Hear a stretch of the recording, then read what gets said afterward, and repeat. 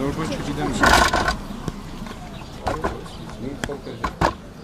Պարոն Ավետիսյան, արդեն կալանքի միջնորդություն է ներկայացվել նախ հարուցված քրեական գործին, առաջադրված մեղադրանքին, ընդհանրապես խոզարկությանը, արգրաված իրերին եւ հեղաշրջման փորձի եթե անդրադառնանք, ինչ կարող եք ասել։ Ասելիքը նույնն է մնում, այսինքն սա իշխանության կողմից կազմակերպված ընդդիմախոսների դեմ արշավ է, մեղադրանքները իմ համոզմամբ կեղծ են, հորինած են, հեղաշրջման առումով, եւ սա նորից արձանագրենք, որ սկսել է ամսի 20-ին այն ժամանակ, երբ Նիկոլ Փաշինյանը գտնում էր Թուրքիայում, եւ մեր գնահատականը դեռևս այդ օրերին սկսված գործողություններին էր, որ նա սա նախաձեռնել է, քանի որ նոր զիջումների է պատրաստում գնալ եւ այն իր ակնկալիքը, որ հանրությունը կարող է իմանալ եւ ընդդիմանալ դիմադրության կարող է նա հանդիպել, կանխավ ընդդիմադիրներին, այսինքն այն ընդդիմադիրներին, որոնք ամենաշատ ազդեցությունը ունեն հանրային տրամադրությունների եւ գործընթացների վրա, նրանց սկսեցին ձերբակալել եւ հիմա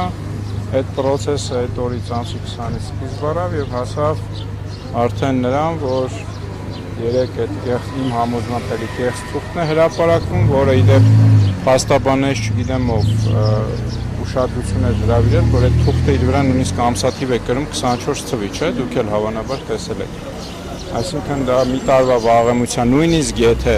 պայմանական ասենք իրենք չեն կեղծել, դա ինչ որ մեկի մոտից գտել են, չէ՞։ Նա շատ մարդ կարա նստի իր մտքերը,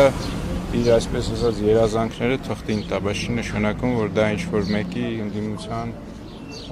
ծրագիր է, հատկապես երբ մի տարվա առաջվա այդտեղ ժամանակացույց է զետեղված։ Բայց Նիկոլ Փաշինյանն ասում է իրավաբանները կանխեցին Հայաստանի Հանրապետությունը ապակայունացնելու եւ իշխանությունը բռնազավթելու քրեա օլիգարխիա տղերական խոշոր ու եղկելի պլան։ Հիմա տեսեք, դուք ինքներդ փաստերով կարող եք ասել, ես չասեմ,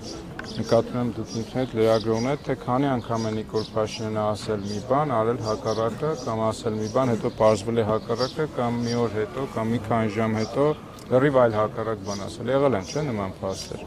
Այսինքն, երբ մենք գործ ունենք իմ համոզմամբ մարդու հետ, որը շարունակաբար սուտ է ասում, այսինքն մենք ինչ երաշխիք ունենք, որ նույն այդ սուտը, որը ուղղված է ընդդիմադիրներին ջարդելու հենց բուն իմաստով, ընդդիմախոսներին ջարդելուն է ուղղված, ես օրինակ կարծում եմ, նույնիսկ համոզմունք ունեմ, որ էլի նա ստեր է տարածում, սուտ է խոսում, փորձում է պարարտ ստեղծել եւ այսպես ասեմ, էլի ձեզ այդ թուղթն էլ այդ հորինած թուղթն է նախապես հրապարակել էր նրա համար, որ իր աջակից միջազգային կառույցները